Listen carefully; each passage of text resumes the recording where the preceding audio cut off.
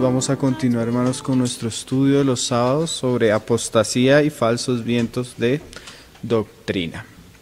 Hoy vamos a estudiar uno de los grandes movimientos este movimiento es exclusivo de nuestra generación. Comenzó a finales del siglo XX y es como el viento de doctrina más sobresaliente en la mayoría de iglesias cristianas que tienen un evangelio leudado, iglesias cristianas donde es muy común ciertas cosas. Entonces vamos a hablar un poco del movimiento de palabra de fe, o el movimiento conocido como yo declaro o yo confieso, ¿sí? Yo visualizo, yo decreto. Eso es muy común hoy en día. Entonces este movimiento toma este nombre, el movimiento palabra de fe, y está basado en la creencia de que la fe es como una fuerza universal, una fuerza inquebrantable que Dios decretó. Esta ley se activa, dicen ellos. Vamos primero a ver la enseñanza de ellos, después a examinarla. Ellos dicen que es una ley que Dios mismo estableció y que esta ley se activa a través de declarar positivamente lo que deseamos obtener, creyéndolo que lo debemos de obtener y declarándolo con fe, ¿sí? Entonces es ese movimiento que dice que la fe es una ley que Dios estableció, una ley espiritual que se activa a través de la confesión positiva cuando se creen las cosas de todo corazón o cuando se creen las cosas en la mente y se declaran con la palabra. La fe para ellos es una fórmula en la cual el creyente activa las bendiciones de Dios, bendiciones de sanidad, bendiciones de prosperidad. Este movimiento sustituyó la fe verdadera y este movimiento es muy común y fue muy aceptado porque tiene un lenguaje cristiano, porque la fe es algo cristiano, ¿no? Cuando te hablan de tienes fe, pues se entiende que todos los que creemos en el Señor Jesús somos personas que tenemos fe. Pero esta es una fe falsa. Entonces vamos a hablar un poco de los fundadores de este movimiento, porque eso, como es un movimiento reciente, se puede conocer sus fundadores y lo que ellos enseñan, su literatura, son muy conocidos. El movimiento tuvo un fundador que es el señor William Kenyon. Ese movimiento surgió en Estados Unidos y este hombre era un ministro metodista y después fue bautista. Él fue fundador pastor de la iglesia en Estados Unidos, Covenant Baptist Church. Yo no sé pronunciar inglés, entonces tal vez no voy a decir muchas palabras. Este hombre, su influencia en su juventud fue influenciado por la metafísica y la ciencia cristiana. Después llegó a convertirse en ministro cristiano. Este hombre publicó muchos libros desde 1916, pero sus enseñanzas en su tiempo no fueron muy conocidas. Es más, cuando se estudia este movimiento, no se atribuye que Kenyon fue el fundador, sino se le atribuye a otro predicador muy famoso que fue Kenneth Hagin. Este hombre Kenyon fue el fundador, pero su enseñanza no tuvo mucho valor en la época que él lo publicó. Unos años después, Kenneth Hagin comenzó a estudiar la literatura de este hombre y comenzó a enseñarla.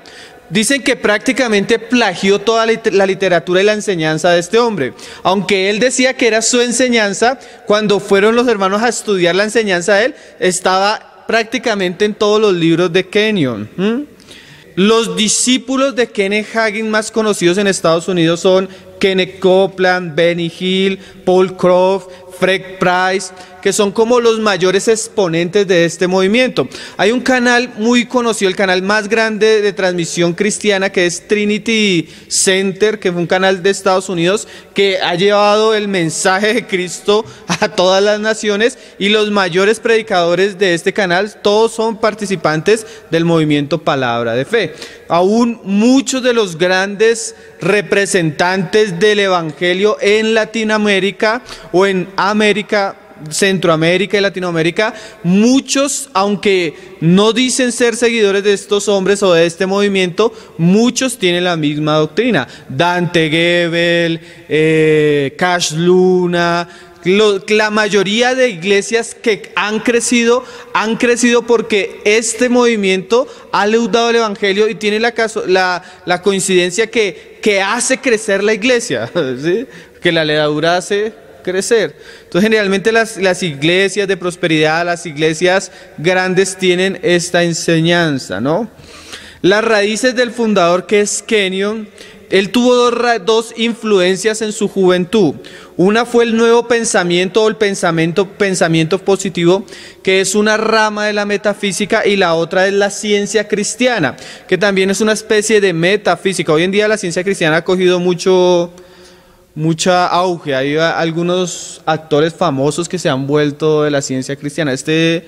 Hay uno que es muy famoso, el que hace Misión Imposible. Tom Cruise es participante de esta religión, y hay otros muy famosos que están cogiendo, eso ha cogido fuerza en nuestra época. Este hombre Kenyon decía que la metafísica era una enseñanza que tenía muchas de sus ideas en la palabra. Entonces, cuando él llega y se convierte a Cristo, todo el pensamiento que trae la metafísica lo compara con la palabra y dice, oye, pero la metafísica tenía razón, lo que dice la palabra también lo dice la metafísica. Entonces él hace como una mezcla del evangelio con aquella ciencia que él había estudiado. ¿Qué es la metafísica? Todo comienza en la mente, todo lo que tú creas, todo lo que tú piensas, es llevado a cabo por lo que tú confieses. Entonces él trae ese pensamiento, viene y se convierte al evangelio, entre comillas, mira que algunas cosas que él sabía de la metafísica se correspondían a algunos pasajes de las escrituras, y él dice, no, esto es lo mismo, vamos a cogerlo de acá, y hizo una especie de mezcla. Entonces comenzó a usar un lenguaje bíblico, pero su enseñanza tenía cosas de la metafísica. También fue estudiante de una escuela en Estados Unidos, donde se enseñaba la ciencia cristiana. Eso lo influenció bastante. El que le siguió, que fue Kenneth Hagin, el hombre a los 17 años tuvo una enfermedad terrible de muerte. Él dice que él fue 3 veces al infierno y en la tercera vez el Señor lo salvó. Dice que cuando estaba enfermo, el Señor le reveló a través de ese pasaje de Marcos 11:23, que dice, porque de cierto digo que cualquiera que gire a este monte, quítate y echa en el mar, y no durará en su corazón, sino que creyere que será hecho lo que se dice, lo que diga le será hecho. Por tanto os digo que todo lo que pidiereis orando, creed que lo recibiréis y os vendrá. Él dice que él tuvo una revelación de ese pasaje, y que de ese pasaje él comenzó a confesar su sanidad. Entonces confesaba su sanidad, y durante varios meses, hasta que fue sano. Entonces él establece su doctrina basado en su pensamiento y en su experiencia. Él es el papá, él es el maestro de todos los grandes, casi todos los que predican esto son discípulos de él o discípulos de sus seguidores, ¿no?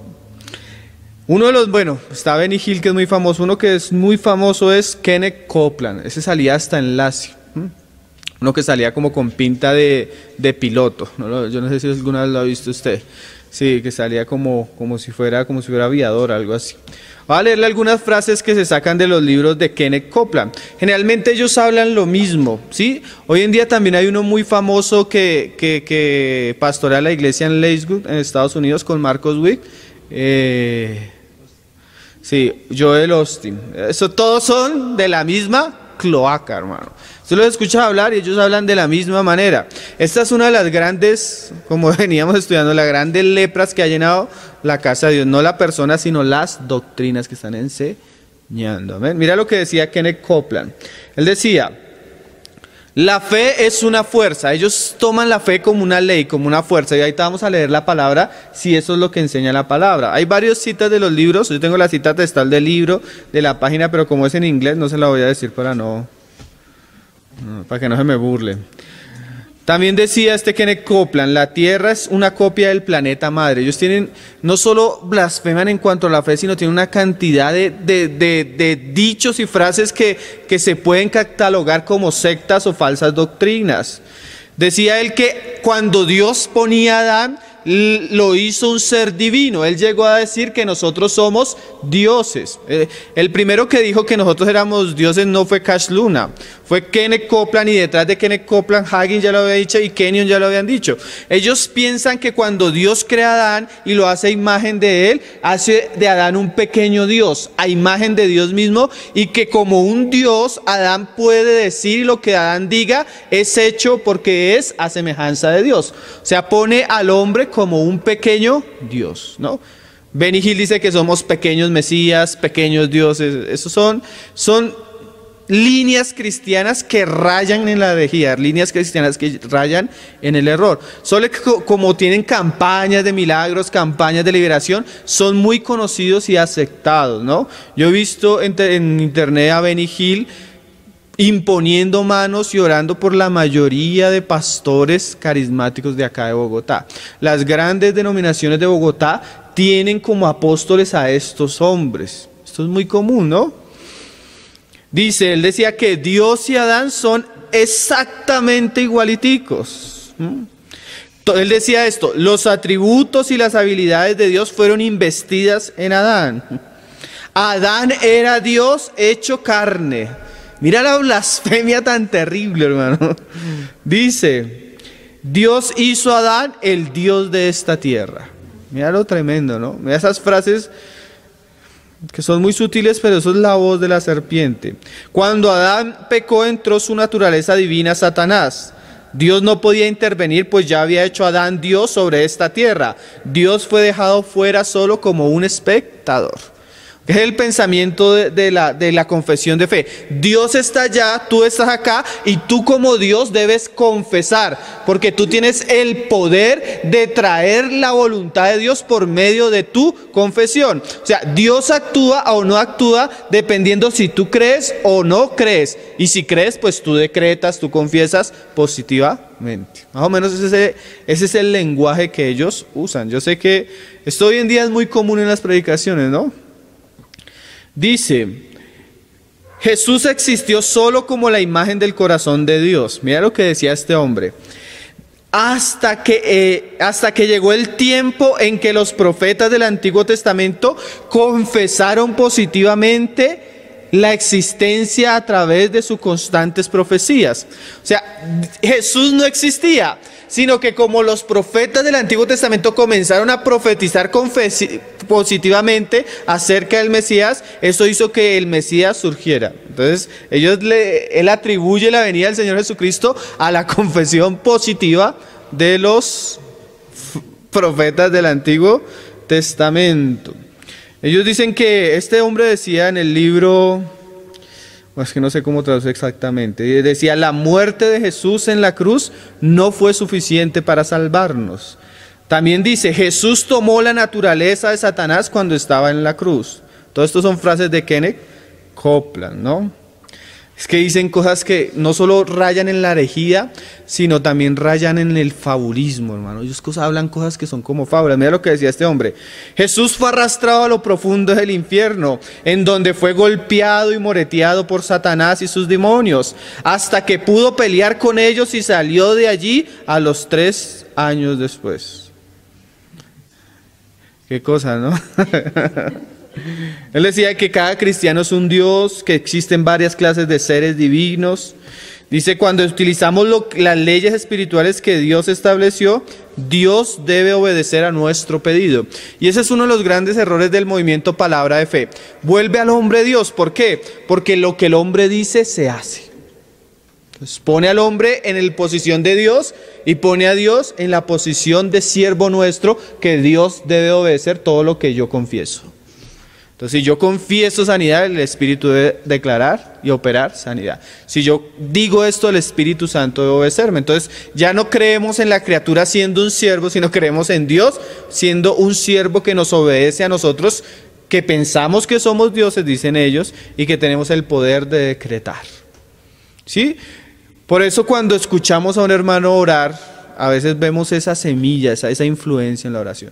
Señor, decretamos esto y esto y ¿desde cuándo la palabra muestra que nosotros tenemos poder para decretar? ¿Desde cuándo la palabra muestra que nosotros tenemos poder para mandar a Dios a hacer cosas que nosotros pensamos o creemos que Él debe hacer? Pero esa es la enseñanza. ¿Estás enfermo? ¿Cómo vas a estar enfermo? Eso es falta de fe. Confiesa que estás sano. ¿Estás mal económicamente? Eso es falta de fe. Confiesas que debes prosperarte. ¿Cómo estás? No, estoy como mal. No digas eso. Confiesa que estás bendecido. Confiesa. Esa es la base de esa fraseología cristiana actual. ¿Sí? Que la fuente es metafísica, ciencia cristiana. O sea, podemos decir que la fuente es el mismo infierno. ¿Por qué esto es tan común? Porque se basan en algunos pasajes que ahorita vamos a estudiar. Por ahora estamos solo citando la historia, algo de la historia. Hay libros muy buenos. Hay un libro en español muy bueno que se llama Cristianismo en Crisis. Si usted lo puede conseguir, lo lea. Habla la historia, cita los libros, cita las fuentes, todo lo de estas líneas. Este hombre no solo decía eso, decía: Jesús tuvo principio y tuvo fin. Jesús no ha permanecido siendo el mismo, Él ha cambiado. Los dos énfasis de este movimiento, porque eran los énfasis que tiene la metafísica, son prosperidad financiera y sanidad. Esos son los dos énfasis que había en la metafísica que se trasladaron al evangelio, y una mezcla. Entonces tiene algo de verdad porque usa pasajes de la Biblia, pero su base es metafísica y ciencia cristiana. Los dos pasajes que ellos usan, o bueno, usan muchos, pero no usan muchos en realidad.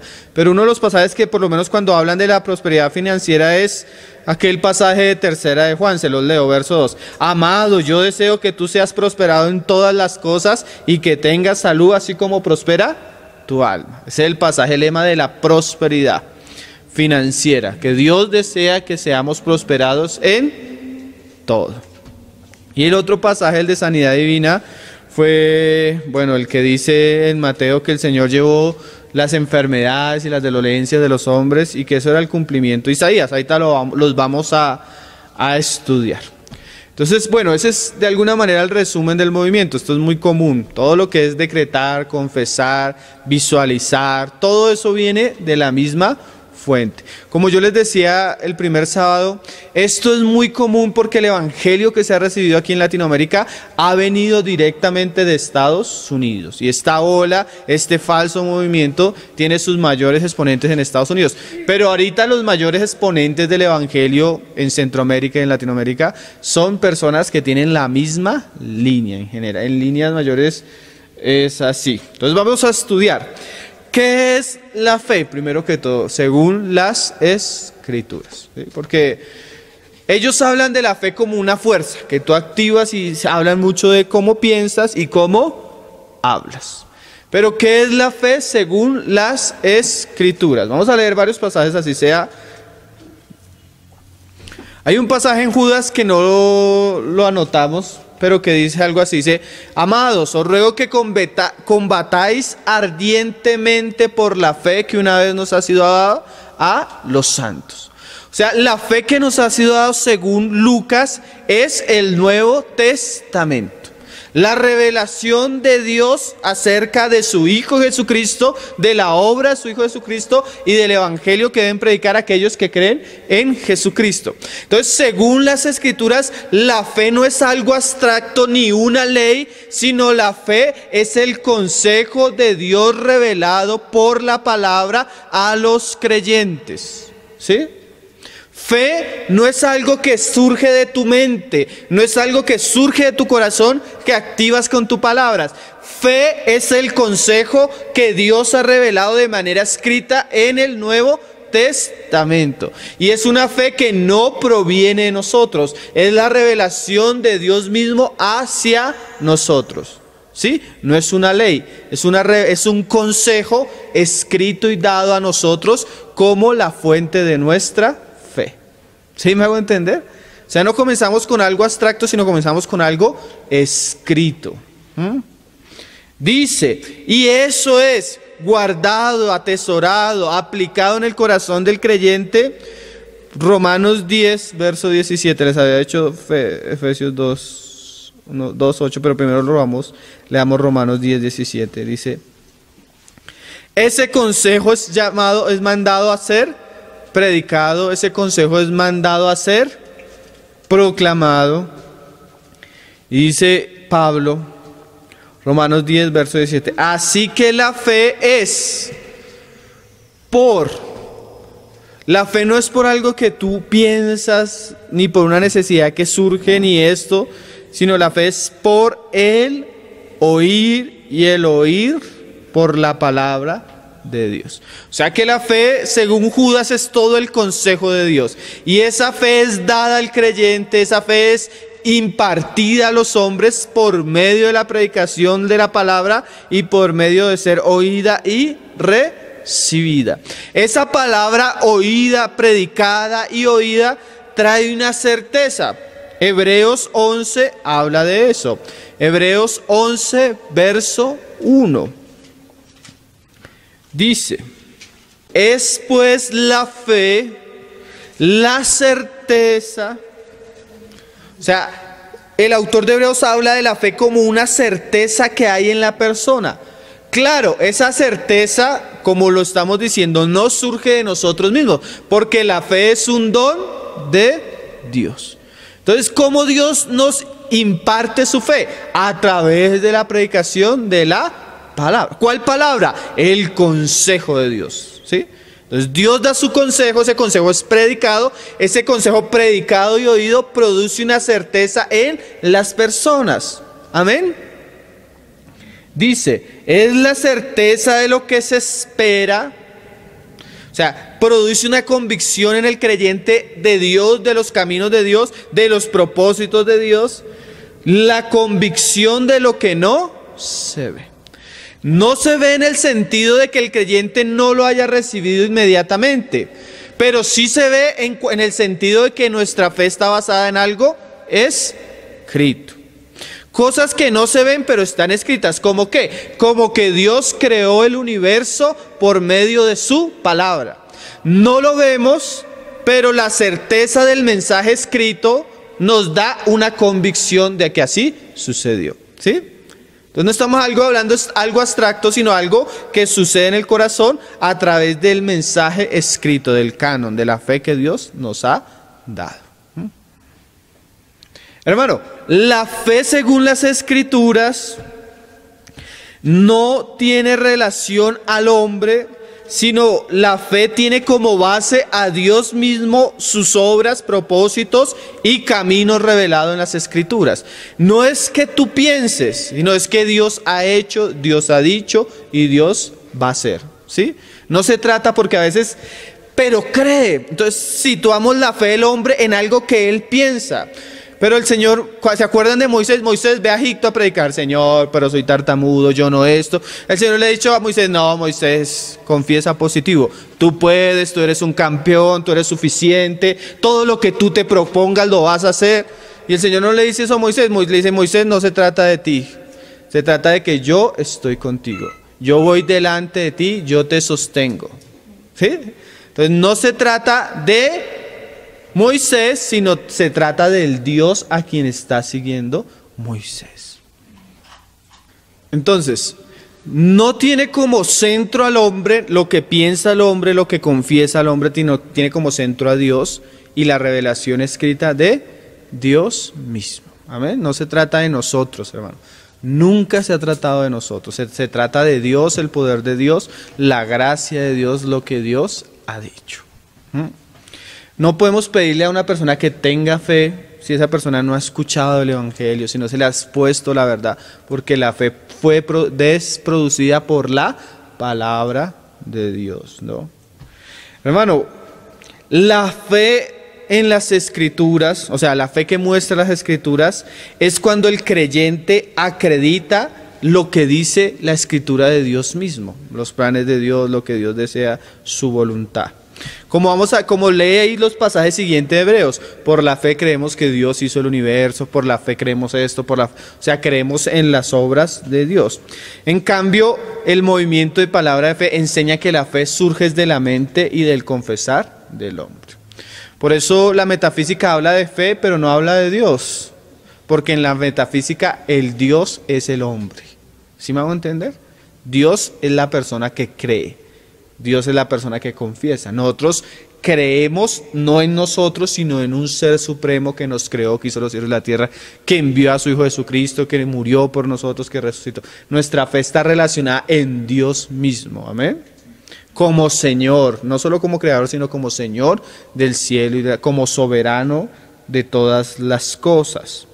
Hermano, ¿enseña la Escritura que nosotros podemos confiar en lo que pensamos? Porque antes de decretar tú debes visualizar según el movimiento de palabra de fe. O sea, tú no puedes decretar algo al aire, sino para que haya ellos hablan así, para que haya un rema, debe haber un logos, un pensamiento, una palabra en la mente, para que se pueda decretar. ¿Enseña eso la palabra? Entonces vamos a ver algunos pasajes así sea rápido. Proverbios 14, verso 12. O sea, a ti te parece un camino derecho, a ti te parece algo bueno, tú sientes que debes decretarlo. ¿Será que Proverbios 14, verso 12, ¿será que la Escritura nos lleva a confiar en nosotros mismos? Mira lo que dice el proverbio. Hay camino que al hombre le parece derecho. O sea, a mí me parece, entonces como yo veo, a mí me parece, yo decreto. Pero su fin es camino de muerte. ¿Será que todo lo que yo creo, todo lo que es bueno, no? A veces es camino de muerte. Jeremías 17, verso 9. Jeremías 17, verso 9.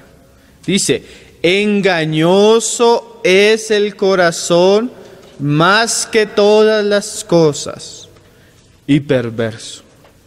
¿Quién lo conocerá?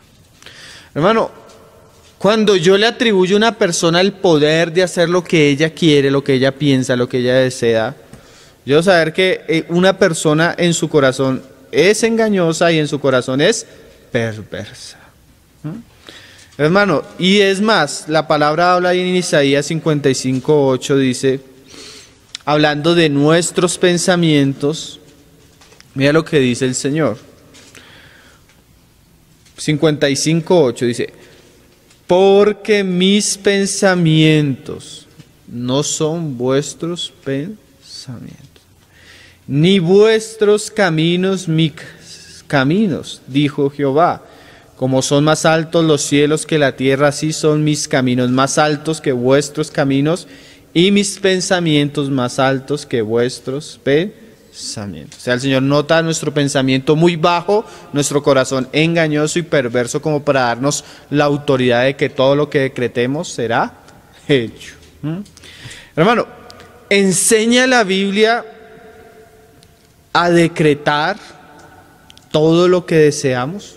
Esa es una gran pregunta, hermano, porque tenemos a estos hombres mandando a todos los cristianos a decretar, pero yo no veo en el Evangelio, por lo menos, a Cristo decretando, ¿no? Uno no ve a los apóstoles, no, uno ve a Pablo llegando a Filipos y decretando esa ciudad para Cristo. Uno no ve a Pablo cuando iba a predicar, porque, digamos, esos eventos que hace Dante Gebel, ¿cómo es que se llaman estos que hacen para las multitudes? Los superclásicos. Se levanta el hombre al final del superclásico y dice, yo voy a hacer algo, y él sabe porque lo han cuestionado. Para muchos esto es metafísica, pero yo voy a hacer algo que encuentro en la palabra. Yo veo una generación de 5,000 hombres que van a servirle al Señor.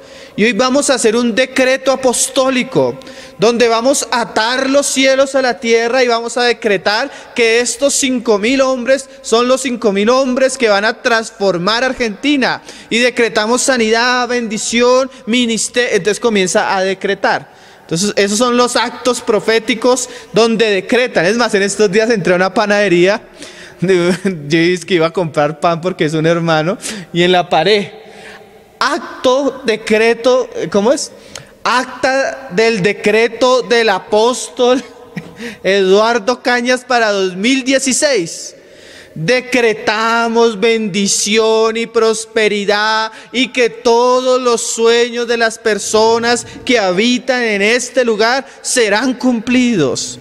Artículo 2, decretamos que no sé qué. Artículo 3, decretamos. Y al final firma el apóstol. Hermano, Hermano, imagínate, yo a veces me pongo a pensar, por lo menos en lo del superclásico de Dante, si ese hombre con lo que decreta se cumpliera, hermano. Imagínate, Cristo con 12 hombres trastornó el mundo, hermano. Y decretándole a 5,000, ¿qué harían? De verdad, si eso fuera el Espíritu, ¿cuánta transformación no traería una generación de 5,000 hombres consagrados al Señor? Si fuera solo por decretar, ¿por qué no le decreta solo a los 5,000 que está ahí, sino a toda la ciudad? Si nosotros tuviéramos el poder para sanar y salvar y liberar y hacer todo lo que estos hombres decretan, ¿por qué no lo decretan sobre todas las personas? ¿Y por qué lo decretan y no sucede? Porque lo más terrible es que no sucede, hermano.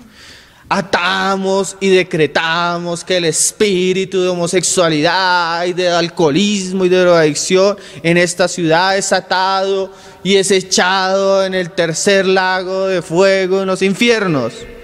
Y tú sales al siguiente día y homosexuales, drogadictos.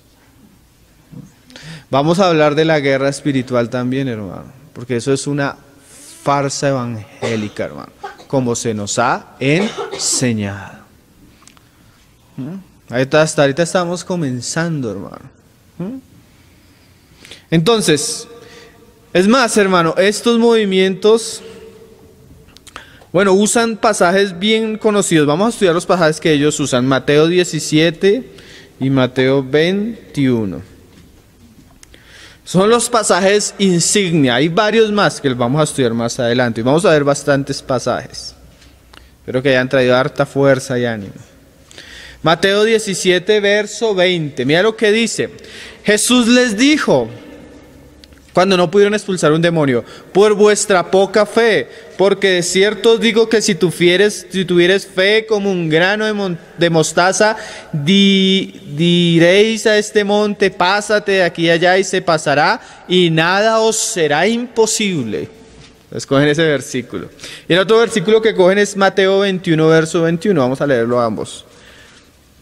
Mateo 21, verso 21, dice, respondiendo Jesús les dijo, de cierto os digo que si tuvieres fe y no dudareis, no solo haréis esto de la higuera, sino que si a este monte dijereis, quítate y échate en el mar, será hecho.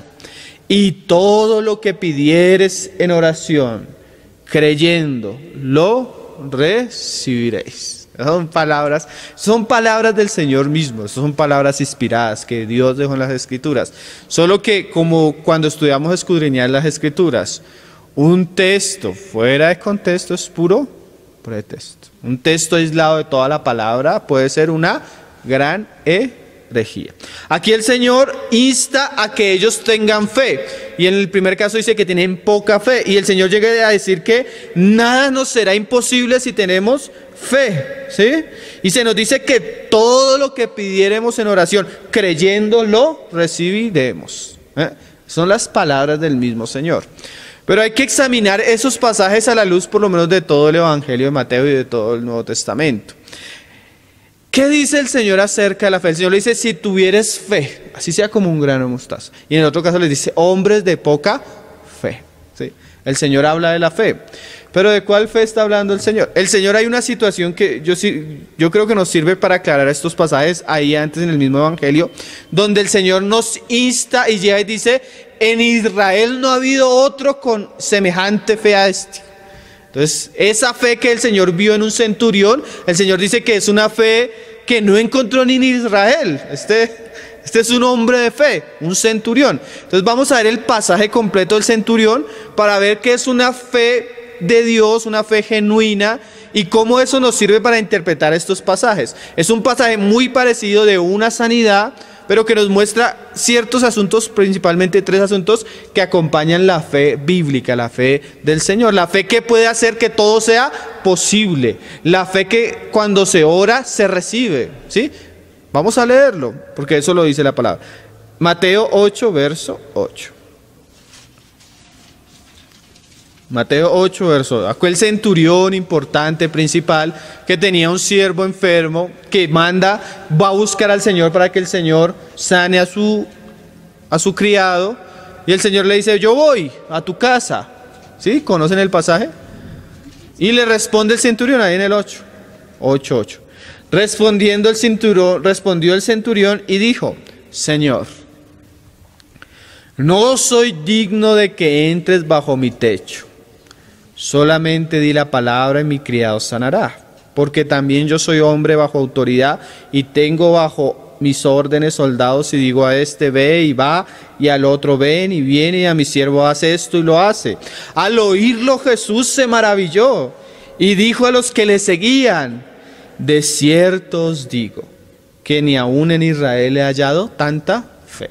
Los discípulos eran hombres de poca fe y el Señor los estimulaba a tener fe. Y les dice en este caso, mire, yo nunca he hallado en Israel tanta fe como la de este hombre. O sea, es una fe digna de imitar. Tal vez es la fe que el Señor espera que en los pasajes que estamos leyendo más adelante. Vamos a resaltar varias cosas de la fe. El primero, ahí en el verso 8, cuando el centurión responde, dice, Señor, no soy digno. Este hombre no se creía Dios, hermano. Este hombre no creía que podía decretar. Este hombre no creía que lo que él hablara se iba a cumplir. Este hombre se puso en una situación de humillación, hermano.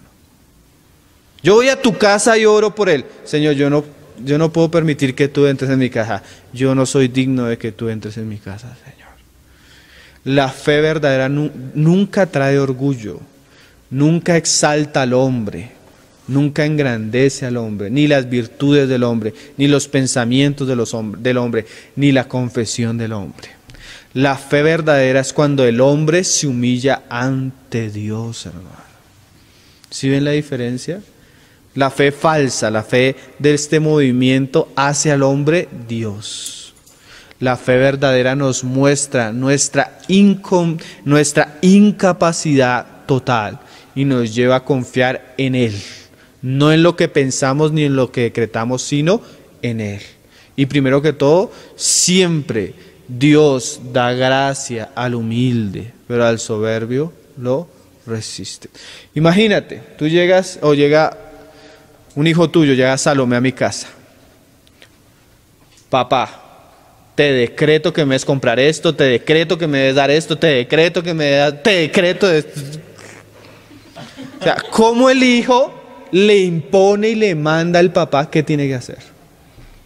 Eso es absurdo, hermano. Y si lo vemos en un ámbito tan natural, ¿cómo vamos a ponernos nosotros delante de Dios a decirle, te decreto que hagas esto, te decreto que me des esto, te decreto que hagas esto? Es un atentado ante la soberanía de Dios, ante la gloria de Dios, ante la majestad de Dios. Y nos pone en un plano de soberbia. Y el Señor resiste al soberbio y da gracia al humilde. La fe verdadera no está centrada en el hombre, ni en lo que el hombre es, piensa o confiesa. Está centrada en que el hombre depende de Dios, se humilla a Dios, se inclina delante de Él. ¿Sí? Ya comenzamos a ver qué era lo que... Ten fe, pero eso no está... El ten fe no es que soy hijo de Dios, sino ten fe, sí, humíllate, porque eres un hombre. Necesitas fe porque en ti mismo no puedes hacer nada. ¿Sí? ¿Estamos viendo un poquito la diferencia? ¿Qué fue otra cosa que dice el centurión? El centurión dice, no soy digno que entres bajo mi techo.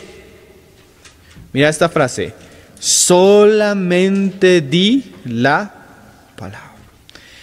El centurión está sosteniendo su fe en la voluntad del Señor. Mira lo tremendo. No es yo decreto, yo hago, yo declaro, sino, Señor, ¿tú quieres? ¿Qué quieres, Señor? ¿Tú qué piensas, Señor? ¿Cuál es tu voluntad, Señor? Si tú quieres. ¿Qué está haciendo, qué está reconociendo el centurión? La autoridad de Cristo y la voluntad de Cristo. Esta fe que es como un principio, ¿sí? Como le digamos ahorita, como una ley que Dios estableció, deja a Dios fuera del juego. Deja a Dios, como decía Kenneth Copeland, como un espectador de la situación. Cuando nosotros por el contrario, pensamos que Dios está activamente participando en nuestras vidas y que se involucra, porque dice la palabra que todas las cosas que suceden en los cielos y en la tierra están bajo el gobierno y la voluntad soberana de Dios. Dios es un Dios que gobierna. Y cuando la persona ora, debe acudir buscando la voluntad de Dios. No buscando el ejercicio de una ley, sino el ejercicio soberano de Dios mismo en una situación. Mira que él lo sigue explicando. Porque también yo soy hombre bajo autoridad. O sea, él sabía que Jesús era autoridad, ¿sí? Se humilla y dice, yo reconozco que tú tienes autoridad, porque yo también tengo autoridad. Tengo bajo mis órdenes soldados, y digo a este ve y va, y al otro ven y viene, y a mi siervo hace esto y lo hace. O sea, él se está humillando y está reconociendo que Jesús tenía autoridad y dominio sobre todas las cosas. O sea, la fe no es un principio, no creo en un principio, yo creo en la autoridad soberana y el poder absoluto que el Padre le entregó al Hijo de Dios. Sobre enfermedades, sobre demonios, sobre cielos, sobre toda potestad. No en un principio, en una persona. Nuestra fe no es en un principio espiritual. Nuestra fe es en una persona glorificada, el Hijo de Dios vivo. ¿Sí? Eso lo entendió el soldado. Bueno, y tercero, no solo en la voluntad, en el poder, sino él creyó que él tenía la capacidad de sanarlo. ¿Sí? No solo tú puedes tomar la decisión, sino que tú tienes la capacidad de efectuar lo que se te está pidiendo. Al oírlo Jesús se maravilló. Qué precioso, ¿no? Un hombre con fe. Porque el Señor dice, si tú tuvieras una pequeña parte de esto, cuando tú orares, Dios te respondería. ¿Sí ves? Esto es lo precioso. Ahí comenzamos a ver esos pasajes más adelante, cómo toman valor. Si tú orares de esta manera, creyendo, todo lo que pidieras te respondería el Señor. ¿Por qué todo? Porque cuando una persona se humilla y pide algo y el Señor ve la humillación, ve que la persona no está buscando algo propio, generalmente la petición va a ser pura. Y todo en el sentido de que yo estoy poniendo en la voluntad del Señor. El Señor me va a responder, pero conforme a su voluntad. ¿Sí? O sea, no es algo caprichoso, no es algo centrado en mí mismo, sino que esto acompaña y complementa lo que el Señor dice. Porque, hermano, estamos totalmente seguros que el Señor sana, que el Señor libera, que el Señor hasta bendice, a veces prospera, según su voluntad. Ahorita lo vamos a ver más adelante. Entonces, este pasaje nos sirve para ver esa fe que el Señor hablaba más adelante. Cierto que los pasajes más adelante ya cogen otro color, cuando tú lo sumas a la palabra, y lo pudiéramos sumar a muchos más pasajes, solo un ejemplo, el que acabamos de leer. Vamos a ver, hermano, porque una de las cosas que he visto ese centurión es una de las cosas que este movimiento niega. Ellos dicen que es falta de fe orar si es tu voluntad, si tú quieres. No se haga como ellos dicen. O sea, ellos dicen que es falta de fe cuando tú le dices a Dios si tú quieres. O sea que cuando tú te acercas a Dios, dicen ellos, debes acercarte con certeza, con seguridad. Y eso le llaman fe. Dios, dame esto. No, si es tu voluntad, no, porque si tú le dices si es tu voluntad, lo estás orando sin fe, dicen ellos, ¿no? Pero miren lo que enseña las Escrituras. Y el ejemplo, hermano, hasta el mismo Señor Jesús oró de cierta manera. Vamos a leerlo. Lucas 22, verso 42. Mira cómo oraba el Señor, hermanos. Yo pienso que el mejor ejemplo es el Señor mismo. Diciendo, Lucas 22, verso 42. Padre, si quieres. Qué diferente, hermano, ¿no? Esa frase es, Padre, si quieres. Como leía el Señor, como decía el Señor, yo creo de todo corazón que todo lo que yo pida tú lo puedes hacer, Señor. Pero la gran pregunta, y antes de decir otra cosa, Señor, es, ¿tú quieres, Señor? ¿Tú quieres, Señor? O Señor, yo creo que tú eres poderoso para llevarme y hacerme. Pero la gran pregunta es, ¿tú quieres, Señor? ¿Qué cosas, no? Si quieres, pasa de mí esta copa. Pero mira esa frase del Señor. Pero no se haga mi voluntad, sino la tuya. Padre, tú podías evitarme pasar por todas estas circunstancias. Yo podría estar en una mejor situación económica, estar en una mejor situación familiar, en una mejor situación de salud. Yo podría estar mejor, Señor.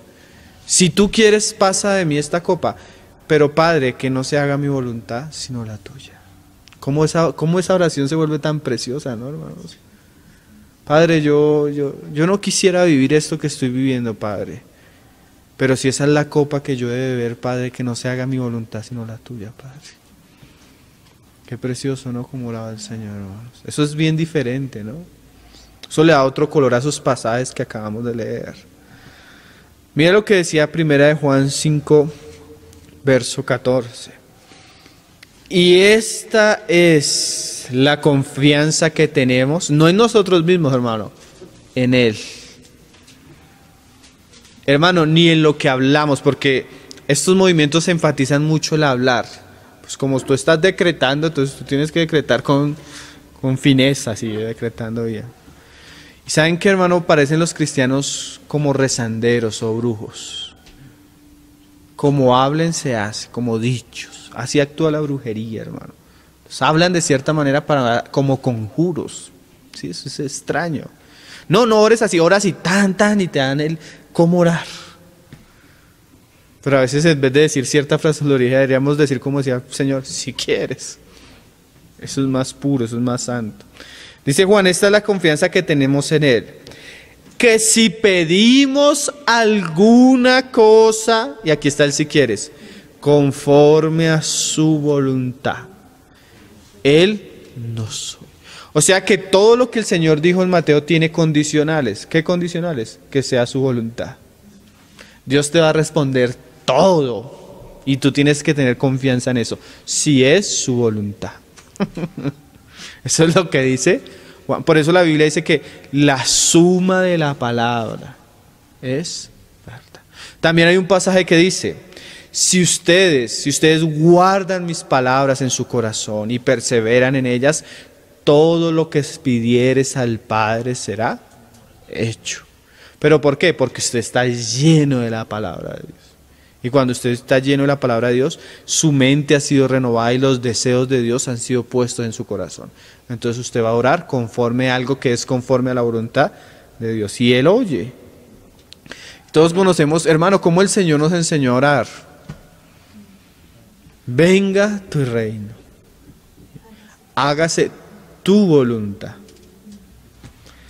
Como en el cielo, así también. O sea, no se trata de lo que nosotros queremos, hermano. Su voluntad, su autoridad, su reino, su deseo. Hermanos, siempre se usan estos movimientos, y yo he escuchado predicaciones, cogen un versículo y toda una predicación en estos pasajes. Se usan estos pasajes que vamos a leer, se quitan fuera de contexto para hablar del poder de la confesión. ¿Sí? Vamos a leer varios pasajes usados por estas líneas, usados por estos predicadores. Proverbios 18, verso 21. Yo escuché un mensaje de Cash Luna muy famoso en internet con este pasaje. O sea, muy famoso, o sea, que circuló mucho y muchos hermanos, no. Escuchen a este hermano, escuchen esta predicación, escuchen. Y cuando lo escuché era una predica como de 40 minutos donde él solo coge este pasaje y desarrolla todo su tema. Proverbios 18, 21. Él dice esto, o la palabra dice esto.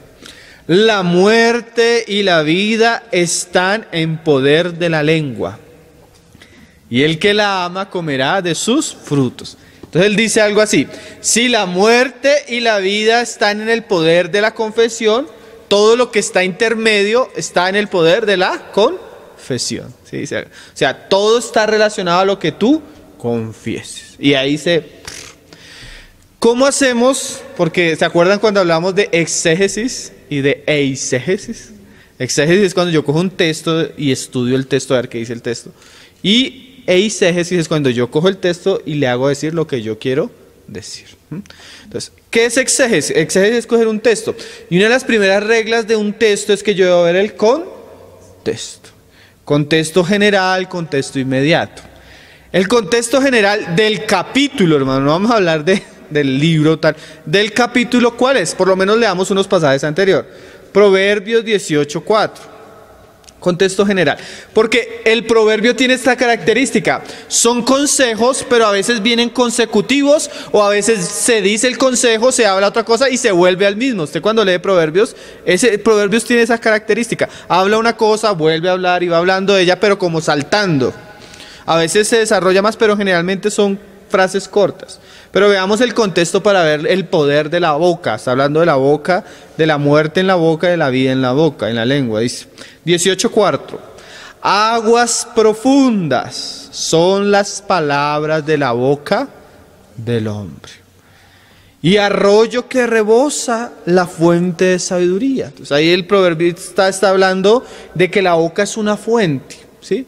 A una fuente profunda donde puede salir sabiduría. Tener respeto a la persona del impío para pervertir el derecho del justo no es bueno.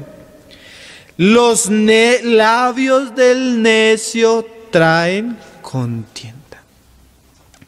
¿Qué es la muerte que va a hablar ahí más adelante Proverbios? Que yo con la boca puedo causar muchos problemas.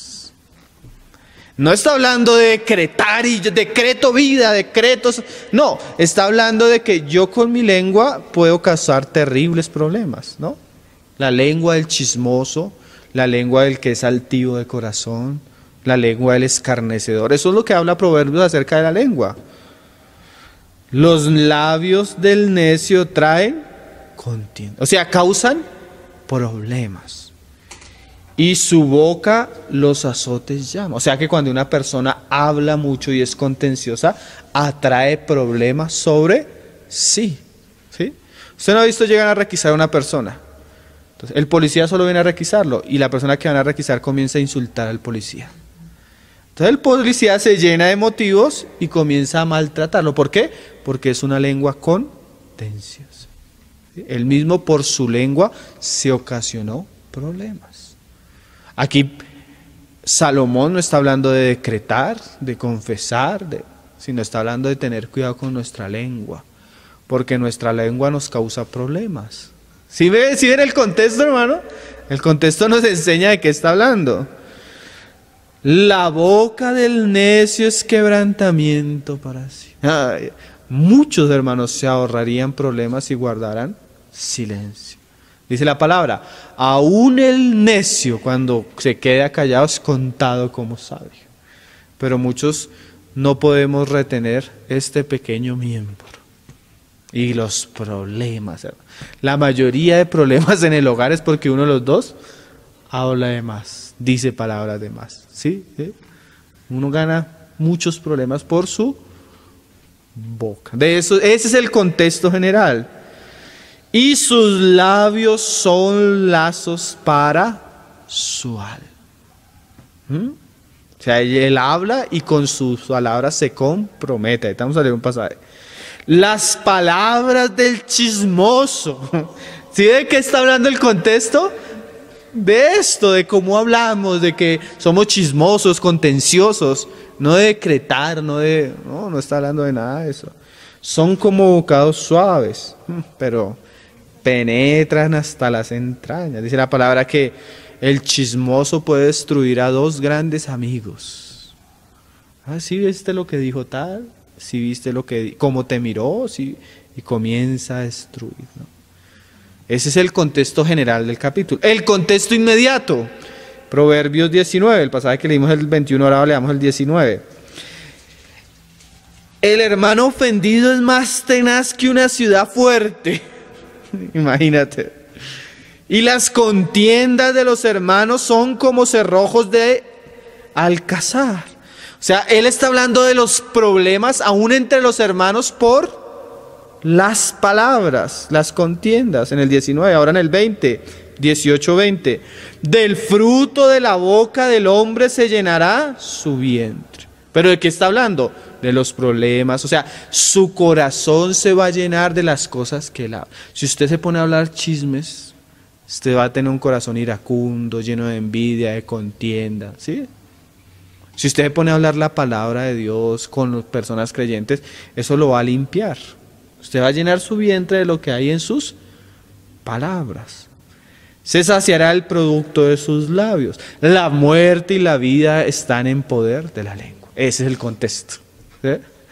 ¿Sí? Como esos pasajes que se usan aislados del contexto son malinterpretados para sostener una falsa doctrina, un falso viento. Otro pasaje, vamos a leer por lo menos 3 pasajes que ellos usan. Santiago 3, verso 10, el mismo contexto, hermano. Santiago, ese es el otro pasaje clave que ellos usan acerca de la confesión. Dice: de una misma boca proceden bendición y maldición. Entonces, ¿sí ve, hermano? La vida, la bendición o la maldición están ¿dónde? En la confesión. Entonces decía Marcos Witt: yo a mi hijo le digo, tú vas a ser próspero, tú vas a ser rico, tú vas a hacer esto. Entonces él decía, y un día iba caminando con mi hijo y mi hijo me dice, papá, cuando yo sea rico, ¿sí ve? Se lo creen. Ese es el poder de la confesión, ¿no? Porque ellos todos tienen esa línea. Pero mi hermano, ¿de qué está hablando Santiago? ¿De qué está hablando Santiago? Contexto. Santiago 3, verso 2. Porque todos ofendemos muchas veces. ¿Cómo? Con la lengua.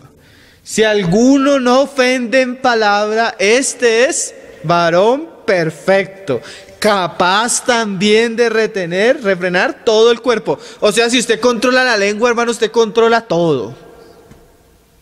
Porque ahí él comienza a darle ejemplo. Grandes naves, barcos, aviones, hermano, son controlados por un pequeño timón. Así es el hombre. Si usted controla su lengua, usted controla todo, hermano. ¿Sí ven el contexto? Hermano, y mira lo que dice. Ahí por lo menos el más inmediato. En el 8 dice, pero ningún hombre puede domar la lengua, que es un mal que no puede ser refrenado, veneno llena de veneno mortal. Con ella bendecimos al Dios y Padre, y con ella maldecimos a los hombres que están a la semejanza de Dios. Ahí, ¿cuál es la bendición? Cuando bendecimos a Dios. ¿Y cuál es la maldición? Cuando maldecimos a los hombres, cuando hablamos mal a los hombres. Entonces es un pasaje también sacado de contexto, hermano. Hay otros pasajes, pero vamos a dejarlo hasta ahí. Generalmente todos los pasajes que usan ellos son así, hermano. Son pasajes sacados fuera de contexto para sustentar su confesión positiva.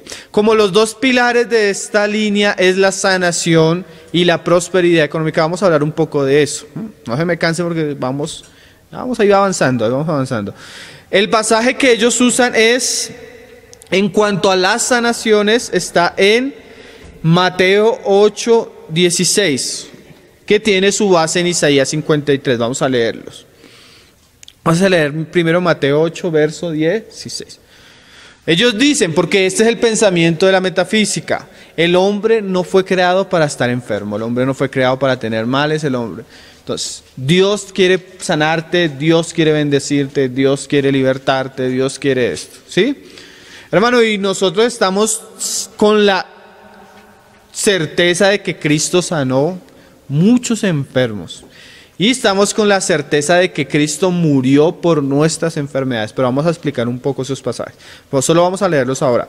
Mateo 8, 16. Y cuando llegó la noche, trajeron a él muchos endemoniados, y con la palabra echó fuera demonios y sanó a todos los enfermos. Y dice el evangelista, esto tiene un cumplimiento profético de algo que se había anunciado, para que se cumpliese lo dicho por el profeta Isaías cuando dijo, él mismo tomó nuestras enfermedades y llevó nuestras dolencias. Y el pasaje citado es Isaías 53, vamos a leerlo. Isaías 53, verso 4 y verso 5. Se los voy leyendo. Dice, ciertamente, yo creo lo que dice la palabra, hermano. Si la palabra dice ciertamente, es ciertamente. Ciertamente llevó Él nuestras enfermedades y sufrió nuestros dolores, y nosotros le tuvimos por azotado, por herido de Dios y abatido. Mas Él herido fue por nuestras rebeliones, morido por nuestros pecados. El castigo de nuestra paz fue sobre Él, y por sus llagas fuimos nosotros curados. Hermano, nosotros debemos saber que la obra de Cristo realmente fue para sanación, para liberarnos de nuestros pecados y para sanarnos de nuestras enfermedades. Amén. Porque es que el profeta dice ciertamente, o sea, yo lo creo con toda certeza. Cuando pasaba eso en el ministerio del Señor, el evangelista decía, eso fue lo que dijo Isaías, se está cumpliendo. Entonces, la pregunta es, ¿Cristo debe sanar todas nuestras enfermedades? ¿Cristo sanó todas nuestras enfermedades? Entonces, vamos a explicarlo de esta manera. Esto es bien importante, hermano. Preste cuidado. Miren, esto es como el perdón. Si la palabra dice que Cristo llevó todos nuestros pecados, ¿usted lo cree? Yo creo absolutamente que así fue. Entonces, si la palabra dice que Cristo llevó todas nuestras enfermedades, yo también creo que Él llevó todas nuestras enfermedades. Lo que hay que explicar es la manera como eso se aplica. Mira esto. Primero, el ejemplo del perdón de pecados o el pecado. Cristo llevó y trató todo el pecado. En la cruz todo fue absorbido, o sea, consumada su obra es. Pero eso se va desarrollando en cierto tiempo. Mira lo que dice la palabra. Cuando tú crees, tus pecados te son perdonados. Pero ahí no acaba todo. En tu andar en Cristo, con el andar en Cristo, tú vas siendo libre del poder del pecado. Y cuando venga la resurrección de los muertos, cuando nuestro cuerpo va a ser transformado, nuestro cuerpo va a ser libre de la presencia del pecado. Todo fue gracias a la obra de Cristo en la cruz, pero se aplica de una manera progresiva. ¿Sí lo entendimos? Cristo me perdona mis pecados, eso es justificación. Cristo me está librando del poder del pecado, eso es santificación. Cristo me va a librar de la presencia del pecado, eso es glorificación. Hasta ahí va bien. Ahora, ¿cómo es con la enfermedad? Cristo llevó todas nuestras enfermedades, pero eso solo va a ser cumplido plenamente. ¿Cuándo, hermano? Cuando el Señor transforme este cuerpo en la glorificación. ¿Sí? Allá ya no va a haber enfermedad, hermano. Sí, Él llevó todas mis enfermedades en la cruz, pero eso solo va a ser aplicado plena y completamente cuando mi cuerpo es transformado en un cuerpo nuevo y glorificado, libre de todo poder de enfermedad y pecado. Ese es el final. Pero a veces en el camino Dios en su soberana voluntad permite que los creyentes y aún los no creyentes experimenten una sanación temporal y limitada, porque al fin y al cabo todos vamos, tal vez, bueno, Pablo dice que no todos, porque algunos van a estar hasta cuando Cristo venga, porque al fin y al cabo todos o la mayoría de los creyentes vamos a morir, y generalmente es de enfermedad. ¿Sí me estoy haciendo entender? O sea, al fin sí, Cristo llevó todo en la cruz, nuestras enfermedades, solo que eso se aplica solo hasta la glorificación, solo que Él a veces, para mostrar su poder, para ciertos propósitos específicos, permite que el creyente experimente la sanación según su voluntad. ¿Sí lo entendimos, hermano? O sea, claro, ciertamente Él llevó nuestras enfermedades, solo que eso va a llevar a pleno cumplimiento cuando dice Pablo, la muerte va a ser absorbida en victoria, en la resurrección. ¿Lo entendimos, hermano? Entonces, yo creo que ciertamente Él llevó nuestras enfermedades. Ahora, ¿está Dios condicionado siempre a sanarnos nuestras enfermedades en este tiempo? ¿Qué enseña la palabra? Vamos a leer, porque el movimiento de fe dice, tú siempre debes estar sano, y siempre atribuyen a la sanidad, a la enfermedad, pecado, demonios, ¿sí? Vamos a ver qué dice la palabra. Pero la explicación sí quedó clara, ¿amén? La sanación va a ser total, perfecta, pero en la glorificación, hermano. Mientras tanto, hay personas que son sanadas temporalmente, porque, como una vez le preguntaban al hermano Andrew Murray, hermano, y él vio una enfermedad terrible, un cáncer en la garganta que no pudo predicar por algunos años, y el Señor lo sanó. Y vio a su mujer enferma, como de 80 años. Y le dijeron, hermano, ¿usted cree que el Señor es poderoso para sanar a su mujer? Y dice, sí, yo creo en la sanidad, porque la he experimentado. Y él tiene un libro muy bueno que se llama Sanidad Divina. Pero debemos saber que somos hombres y todos vamos a morir. La sanidad verdadera es cuando Cristo nos resucite, hermanos. Esa es la verdadera sanidad. Amén. Mira lo que dice la palabra. Nosotros tenemos casos de sanación como Hechos 28, verso 8, donde muchos, no solo los de los evangelios, no solo los de Pedro, sino donde muchos enfermos eran traídos a Pablo y Pablo los sanaba. Hechos 28, 8 dice, y aconteció que el padre Publio estaba en cama enfermo de fiebre y de disentería. Y entró Pablo a verle y después de haber orado le impuso las manos y le sanó. Hecho esto, también los otros que en la isla tenían enfermedades venían y eran sanados. ¿Sí? A veces Dios en su soberanía permite que hayan sanidades personales masivas, que tienen su base en la cruz de Cristo, pero que no es esa plenitud de lo que Cristo obtuvo. Pero así como la palabra nos muestra muchas sanidades, la palabra nos muestra que el mismo Pablo, como lo vamos a leer, que compañeros de Pablo tenían enfermedades y aunque eran ministros de Dios, hombres de Dios, predicadores de Dios, siervos de Dios, no eran sanados. Entonces, esa sanidad temporal está atribuida según la soberanía de Dios. Vamos a ver casos. Filipenses 2, verso 25. Dice, hablando de Epafrodito, mas tuve por necesario enviaros a Epafrodito, mi hermano y colaborador y compañero de milicia. Era un siervo de Dios este Epafrodito. Y aún se habla cosas tremendas de este hermano. Vuestro mensajero y ministrador de mis necesidades. Porque él tenía grandes severos a todos vosotros y gravemente se angustió porque habías oído que había enfermado. Pues en verdad estuvo enfermo. Y mira esta frase, a punto de morir. O sea, ¿por qué Pablo lo dejó llegar al punto de morir? ¿Por qué no le decretó sanidad? ¿Por qué no le confesó que era que se levantara? Pero Dios tuvo misericordia de él. Y no solamente de él, sino también de mí para que yo no tuviese tristeza sobre tristeza. O sea, Dios en su misericordia sanó a Epafrodito para consolar a Pablo. ¿Sí? Porque estaban viviendo una época de terribles persecuciones y esa muerte hubiera sido un dolor mayor para el apóstol. Entonces Dios tuvo misericordia y lo sanó. Hermano, hay casos donde el Señor no sanaba. Mira, por ejemplo, el caso de Timoteo. Primera de Timoteo 5:23. Timoteo estaba enfermo.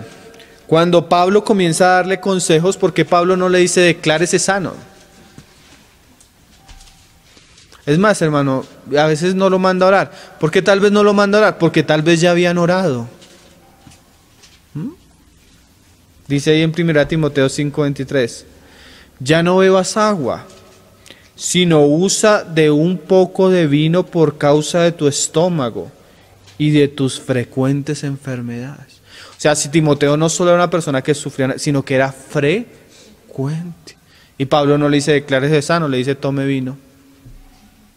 ¿Sí ven, hermanos?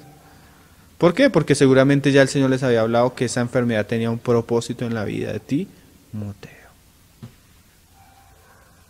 Mire el caso del mismo Pablo, hermano. 2 Corintios y Gálatas 4. Leamos primero Gálatas 4. Verso 13. ¿Será que Pablo era un mal siervo de Cristo que no sabía confesar positivamente? ¿Que no se podía declarar sano? Mira lo tremendo, Pablo oraba por muchos y muchos eran sanos. Pablo oraba por él y él no era sano. ¿Por qué? Porque siempre la frase del centurión de Cristo, de si tú quieres. Si tú quieres. Dice ahí en el Gálatas 4:3, él cuenta su enfermedad y cómo predicó el evangelio en la región de Galacia. Así dice. Pues vosotros sabéis que a causa de una enfermedad del cuerpo os anuncié el evangelio al principio. O sea que el Señor usó esa enfermedad para abrirle puertas para anunciar el evangelio. Y no me despreciaste ni desechaste por la prueba que tenía en mi cuerpo. Porque cuando usted llega con una enfermedad a un lugar donde se practica lo de la palabra de fe, le dicen, hermano, usted está en pecado. Usted está en pecado y así enfermo aquí no puede ministrar porque eso es una falta del poder de Dios y de la sanación de Dios. ¿No vio la que salió un día por ahí diciendo que los cojos, los mancos no podían ministrar porque no podían ser testigos de Dios? O sea, a veces vemos que la enfermedad es un pecado, es un mal, es una desobediencia. Y Pablo, hermano. Pero mira, los de la región de Galacia los recibieron a pesar de su enfermedad. Y no me despreciaste ni desechaste por la prueba que tenía en mi cuerpo. Antes bien me recibiste como un ángel de Dios. O sea, los siervos de Dios también se enferman, hermano. Porque saben que, hermano, contrariamente a lo que se piensa en estos movimientos, no somos dioses, somos hombres. Y como hombres, hermanos, vivimos todas las cosas que los hombres viven. Mientras tengamos este cuerpo, hermano. Se enferma, le da gripa, le entran virus, a veces enfermedades serias. Porque somos hombres, hermano. Dios no nos hizo dioses, hermano. El único Dios es Él. Es el Padre, es el Hijo, el Espíritu. Nosotros somos hombres. Así que lo recibieron como a Cristo Jesús. ¿Dónde pues está esta satisfacción que experimentabais? Porque os doy buen testimonio que habéis podido y os hubiera sacado vuestros propios ojos para dármelos. O sea, la enfermedad de Pablo estaba relacionada con su vista. Segunda de Corintios 12, 7, él habla del motivo de la enfermedad. A veces no debemos de orar, Señor, ¿por qué? Sino, Señor, ¿para qué? ¿O cuál es el objetivo? ¿Cuál es la razón? ¿Cuál es el motivo de la situación, Señor? ¿Por qué me estás dando a beber de esta copa? Dice Pablo y entendió la razón en el verso 7. Y para que la grandeza de las revelaciones no me exaltase desmedidamente, fue dado un aguijón en mi carne. Y Pablo veía que era un mensajero de Satanás que me abofetea, para que no me enaltezcan sobremanera. Respecto a lo cual 3 veces he rogado al Señor que lo quite de mí. Pablo oraba. No sé si confesaba, porque eso no se encuentra en las palabras, pero oraba, Señor, quítame esta prueba, Señor, no puedo con esto, Señor, no puedo, Señor, no puedo. Y el Señor le respondía, Pablo, yo sí puedo, Pablo, yo sí puedo, mi gracia sí puede, mi gracia es suficiente. Tú no puedes, Pablo, pero yo sí puedo ayudarte, socorrerte, darte fuerza. Y me ha dicho, no has aprendido a confesar, Pablo, no tienes fe, Pablo. No, hermano, mira lo que decía el Señor. Bástate de mí, gracia, porque mi poder se perfecciona en la debilidad. Hermano, yo cuando leo estas cosas, como que descanso. Porque a veces nos predican una fe tan fantástica que como que no la puedo alcanzar porque no tengo fe. Pero cuando yo veo en las Escrituras veo hombres débiles, insuficientes, que tenían un gran Dios, hermano, pero que no dependía de ellos sino de Dios. No de nosotros, no lo que decimos nosotros, sino de Él, de Él. ¿Sí? Eso lo lleva a uno hasta en una posición de recibir, no de ponerse, sino de, Señor, yo soy hombre y tú sabes cuán débil soy, dame tu gracia, tu socorro. ¿No le parece que esto es libertador, hermano? Tantos engaños actualmente, hermano, tantas cosas tan comunes que se han hecho en el cristianismo que son falsas, ¿no? Terminamos con el asunto de la prosperidad, porque el uno es sanación, y ya está como más claro la sanación, ¿no? Dios a veces sana según su soberanía, a veces aplica su sanación a ciertas personas, a veces no, pero algún día seremos totalmente sanados. Esa es nuestra esperanza, ¿no? En la resurrección, donde toda nuestra enfermedad será quitada gracias a la obra de Cristo en la cruz. Hermano, nuestra fe nos lleva a acreditar y a confesar para tener prosperidad. Eso enseña la palabra.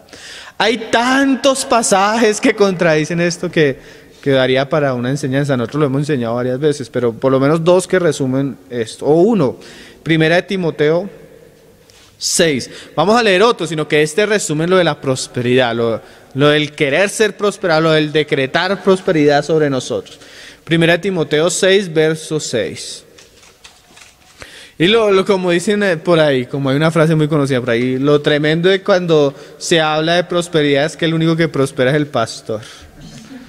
Eso es lo más triste, eso es lo único que prosperan son los pastores. Primera de Timoteo 6, verso 6, dice: pero gran ganancia es la piedad, o sea, la fe, la devoción a Dios, acompañada de contentamiento. O sea, gran ganancia es, Timoteo, si tú puedes seguir a Dios y puedes contentarte con lo que Dios te ha dado.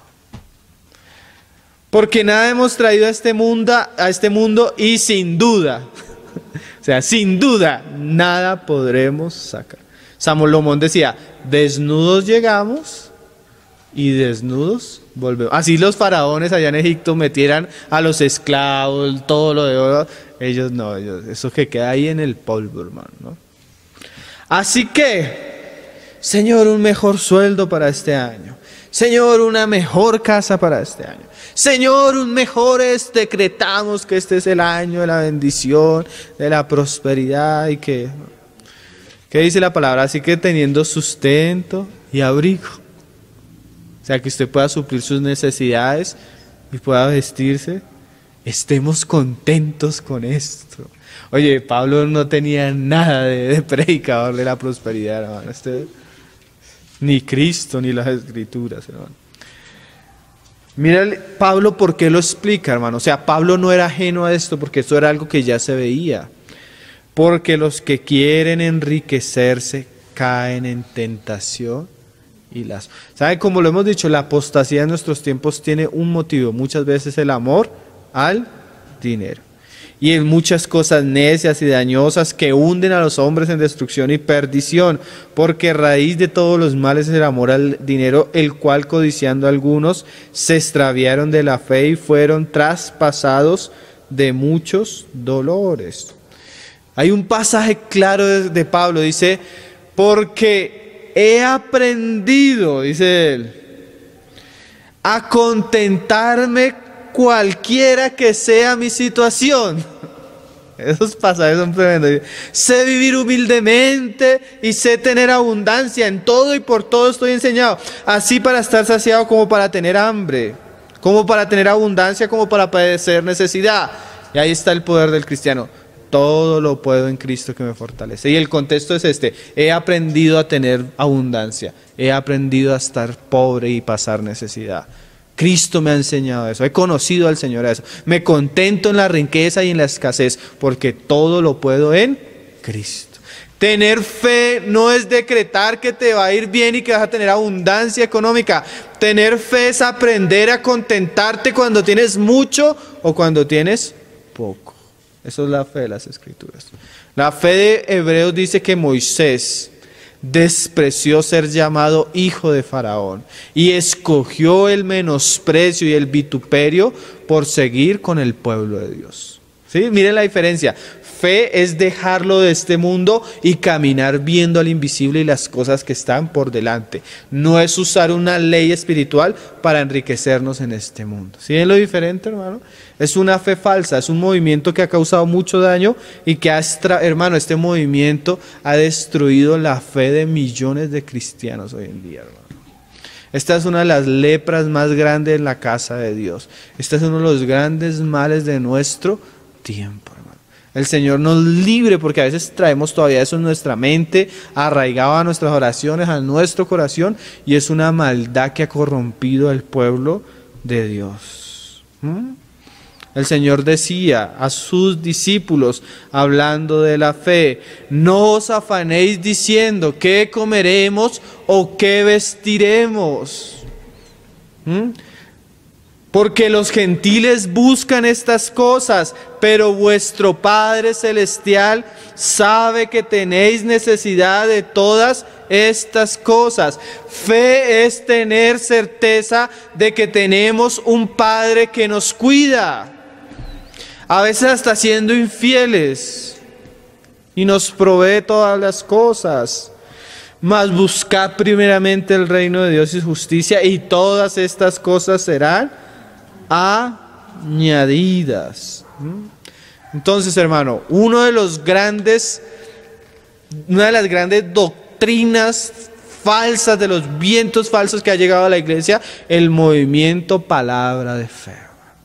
Una lepra que ha corrompido la casa de Dios, una lepra que ha causado males a nuestra generación cristiana. El Señor libere a nuestros hermanos de la falsedad de este evangelio, de la falsedad de estos ministros, y saque a sus verdaderos hijos que se están muriendo de hambre escuchando estas porquerías en los púlpitos. Y el Señor levante y restaure a su iglesia en nuestra generación, hermanos. Amén. Vamos a orar, hermanos, y el Señor ponga esa carga en nosotros de orar por nuestros hermanos que están siendo engañados por estas falsas doctrinas.